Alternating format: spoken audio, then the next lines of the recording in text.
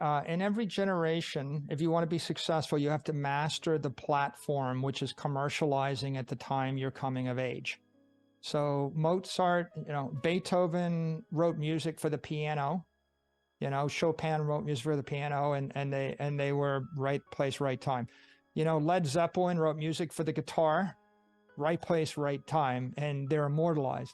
You gotta always think about what's the breaking thing. And right now, if I was starting my career, I would be studying crypto and crypto asset networks and crypto theory, especially Bitcoin, Lightning, and Bitcoin applications. That's one area because there's going to be 100x improvement advances there. There's extraordinary opportunity in that ecosystem. I would also be studying AI.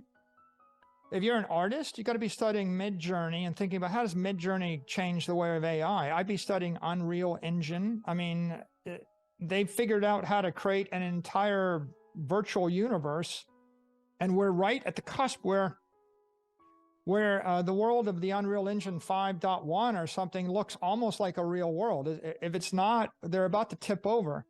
I would be studying Chat GPT, and even more importantly, I'd be studying the API and how do I write a persistent, intelligent agent and then loop it back on itself with real-time information. Ultimately, there are profound breakthroughs to be made on these new platforms. I don't think, my advice is, you don't study the platforms that made the previous generation successful, right? Engineers that planned the Apollo space launch, they did their engineering with slide rules. I didn't study it. I use an HP 15C calculator, but don't study that either. Then there came a spreadsheet, and then then there was Python and et cetera, and there was the internet. But don't fight the last war.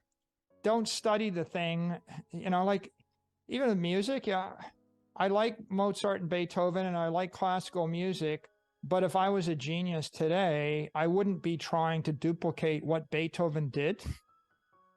I would be if Beethoven lived today, maybe Beethoven would design an entire virtual world indistinguishable from the real world that's more beautiful, right?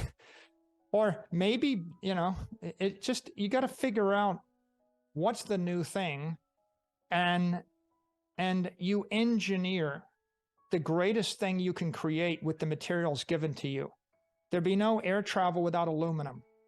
And, there always is the engine, the silicon engine, the internal combustion engine, whatever it is. So today we can see clear the engines of growth are, crypto networks like Bitcoin is an engine, AI tools are an engine. There will be other engines, right? Master those platforms.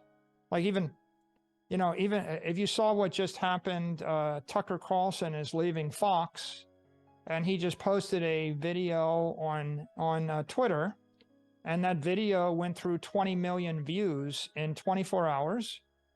And if you look at it carefully, you say, oops, he added 400,000 followers in less than 24 hours. He got more than 20 million views. 95 million people saw the tweet. What if he goes from 7 million followers on Twitter to 70 million followers on Twitter?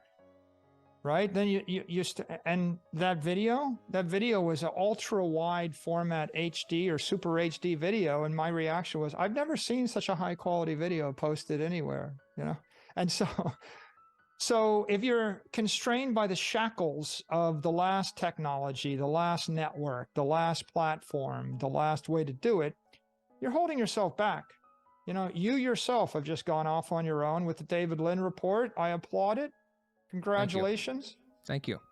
Right? Thanks for not cutting me off after like 3 minutes or 7 minutes, right? Or a 10-minute interview, right? Right? I mean, so the world of possibilities is ahead of us. It's pretty clear that mastering the new technologies and the new platforms to create new things never before possible, right, is the way forward. That's my advice I would give to anybody starting their career.